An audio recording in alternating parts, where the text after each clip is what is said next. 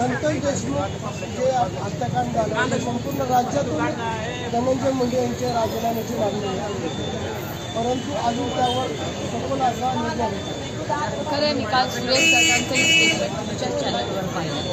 अनेक लोक म्हणजे सुरेश दसांनी त्यांच्या स्टेटमेंटमध्ये आणि अनेक लोकांच्या स्टेटमेंट साळुंखेजींचे एक स्टेटमेंट असं आलेलं आहे ते मी तुमच्याच सगळ्यांच्या चॅनलवर पाहिलेलं आहे की राजीनामा द्यावी अशी त्यांची भावना आहे. मी याच्या आधीही बोललेले.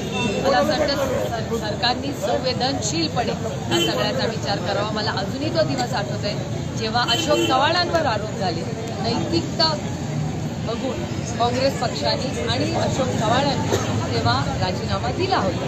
त्यामुळे आता सरकारला ठरवायचं आहे त्यांनी काय करावं.